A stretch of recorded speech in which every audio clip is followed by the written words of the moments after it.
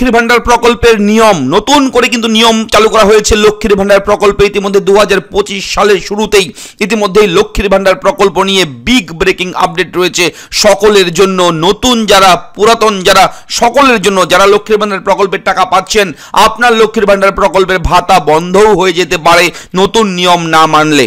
এই ভিডিওতে অবশ্যই থাকবো আপনার সঙ্গে আমি শুভঙ্কর। আপনি দেখছেন আপনাদের প্রিয় ইউটিউব চ্যানেল এরা ফ্রেন্ড। চ্যানেলটাকে সাবস্ক্রাইব করবেন, ভিডিওটাকে এখনই লাইক করে দেবেন, অবশ্যই কিন্তু একটু শেয়ার করতে ভুলবেন না যাতে করে সবার কাছে এই আপডেটগুলো পৌঁছতে পারে। তাই ভিডিওটা একটু শেয়ার করে দেবেন। চলে যাব আমরা লক্ষ্মীর ভান্ডার প্রকল্পের আজকের ব্রেকিং আপডেট, গুরুত্বপূর্ণ আপডেট লক্ষ্মীর ভান্ডার প্রকল্প। আপনারা লক্ষ্মীর ভান্ডার প্রকল্প জানেন। লক্ষ্মীর ভান্ডার প্রকল্পে মহিলারা, পশ্চিমবঙ্গ রাজ্যের স্থায়ী বাসিন্দা যারা, সেই সমস্ত মহিলার মধ্যে যারা জেনারেল এবং ওবিসি তারা পায় প্রতি মাসে 1000 টাকা, এবং এসটি আর এসসি কাস্ট ক্যাটাগরির মহিলারা পায় প্রতি মাসে 1200 টাকা করে। এই প্রকল্পটি রাজ্যের অনেক মহিলাকে আর্থিক স্বাধীনতা অর্জনে সহায়তা করেছে। সম্প্রতি রাজ্য সরকার এই বছরের ডিসেম্বর থেকে 5,07,000 নতুন সুবিধাভোগী যুক্ত করেছে।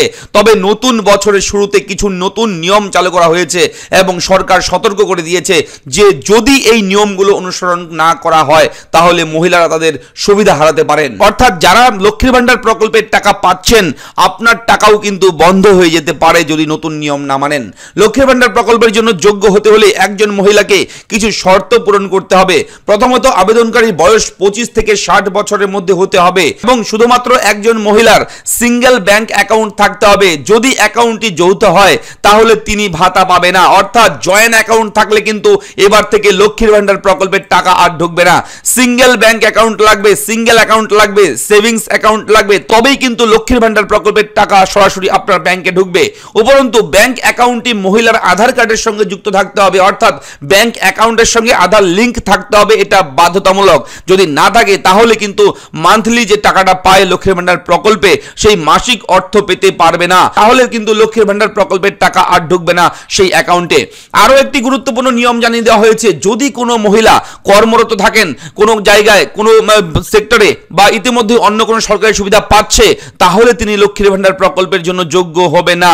অর্থাৎ মাঝ পথে ধরা পড়লে কিন্তু অবশ্যই সেটা বাতিল হয়ে যাবে। এছাড়া তপশিলি উপজাতি মহিলাদের তাদের অবস্থা প্রমাণ করার জন্য একটি শংসাপত্র জমা দিতে হবে, অন্যথায় তারা সুবিধা পাবে না। সরকার লক্ষ্মীর ভান্ডার প্রকল্পের অধীনে পুরনো অ্যাকাউন্টগুলি নিবিড়ভাবে পর্যবেক্ষণ করছে। ইতিমধ্যেই কিন্তু তদন্ত শুরু করে দিয়েছে, ইনভেস্টিগেশন চলছে, ভেতরে ভেতরে ডিপার্টমেন্টাল কিন্তু ইনকোয়ারি চলছে। যদি কোনো সুবিধাভোগী এই নতুন নির্দেশিকা অনুসরণ না করেন তাহলে তার ভাতা বন্ধ হয়ে যেতে পারে। প্রসঙ্গত, এই প্রকল্পটি বয়স্ক ভাতা, বিধবা ভাতা এবং কন্যাশ্রীর মতো অন্যান্য প্রকল্পগুলোর সাথে সমাজের বিভিন্ন অংশকে সমর্থন এবং ক্ষমতায়নের জন্য মমতা বন্দ্যোপাধ্যায়ের প্রচেষ্টার অংশ।